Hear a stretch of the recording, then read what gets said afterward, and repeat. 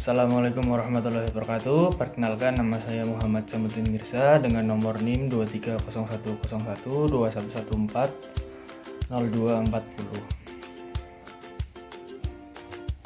Perkenalkan, nama saya Ramadan Andra Doniman dari Peternakan D dengan NIM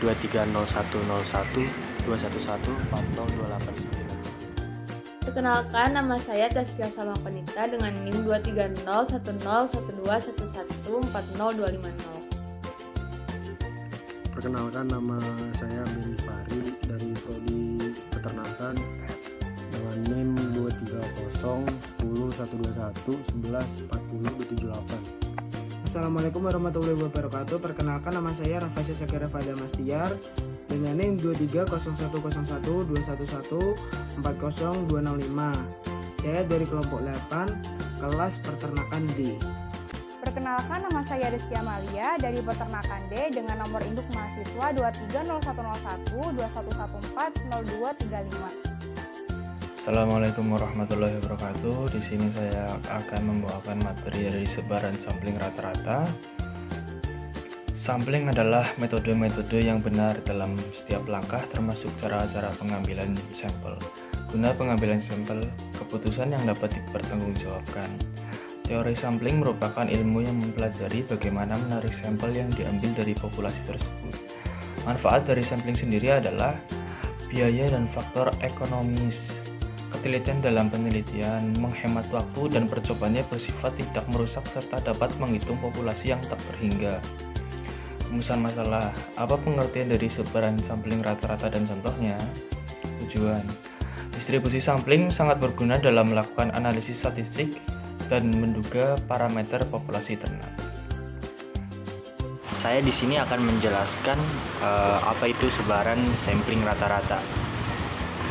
Sebaran sampling rata-rata adalah sebaran dari rata-rata yang diperoleh dari semua sampel yang mungkin dari suatu populasi di mana ukuran sampelnya tersebut yang sama besarnya.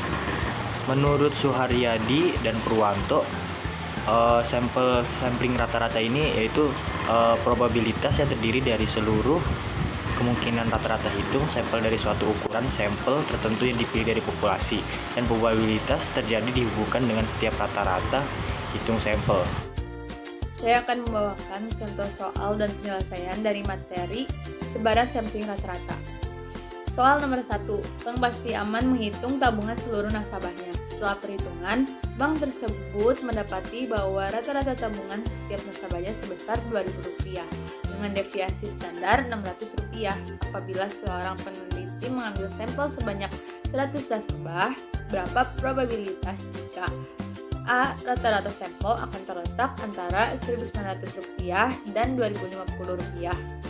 B. Rata-rata sampel akan lebih kecil dari Rp2.050. C. Rata-rata sampel akan lebih kecil dari Rp1.900. Penyelesaian untuk soal ini yaitu jika peneliti mengambil 100 dari 600 populasi akan terdapat C 600,100. Itu adalah kombinasi sampel yang mungkin. Dengan kata lain, sebanyak C 600,100 rata-rata sampel. Jumlah rata-rata sampel tersebut cukup banyak sehingga distribusinya normal. Hal ini konsisten dengan dalil batas pemusat. Distribusi sampling rata-rata ini memiliki rata-rata dan deviasi standar sebagai berikut. Rata-rata antar semua sampel Rp2.000 dan standar deviasi antar semua sampel 60. Selanjutnya, untuk menyelesaikan soal tersebut, kita akan menerapkan konsep menghitung luas daerah kurva normal.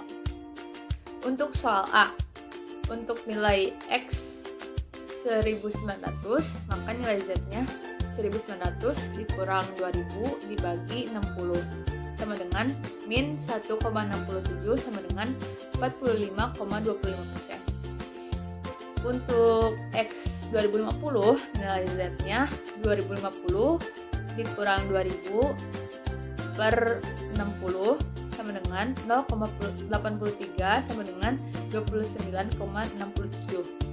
Maka probabilitas nilai rata-rata sampel antara 1900 dan 2050 sama dengan 45,25% ditambah 29,67% sama dengan 74,9%. Kemudian untuk soal yang B, probabilitas rata-rata kurang dari 2050. Untuk X 2050, nilai Z itu 2050 dikurang 2000 dibagi 60 sama dengan 0,83 sama dengan 29,67%. Maka probabilitas rata-rata sampel kurang dari 2050 sama dengan 50% dikurang 29,67%, hasilnya 20,33%.